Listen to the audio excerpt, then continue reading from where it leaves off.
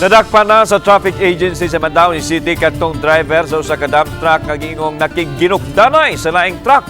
Subay nini gusto ang team nga mapatuma na ang speed limit sa masakinan sa kadalanan sa syudad. Ang detalye sa live report ni Nico Sereno. Nick.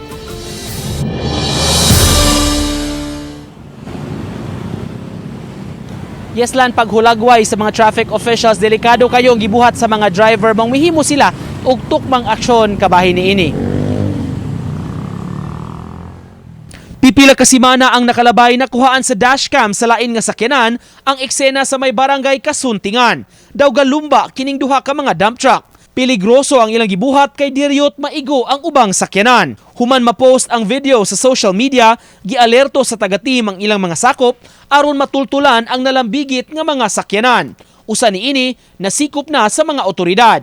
Gi-impound kini o gipabayad og multa ang driver, lakip na ang mga pending violations niini. Kanang mga dagko nga truck rong naghauling diri sa Mandaue nga kuan lang kita sa speed limit niya, di ta mag-reckless driving kay looy kay ang mga gagmay nga sakyanan bitaw, mga SUV, mga tricycle, motor niya alkansi kayo. Gipangita pa hinuon ang laing truck ug driver niini. Samtang gipahibaw ni Humawas ang plano sa team pagpatuma na sa speed limit sa kadalanan sa Mandaue.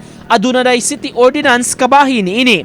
Hinuon sa di pa kini i-implementar, muhimo ang team og subsob nga information drive kalabot sa prescribed limit sa lain-lain nga kalsada. Ang atong gihuwat na lang ang katong speed gun. Pero maginahinay na may establish sa mga signages sa city speed limit.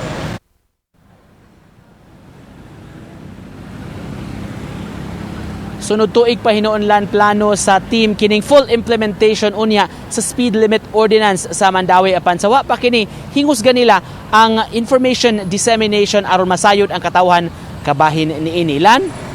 Daghang salamat Nico Sereno.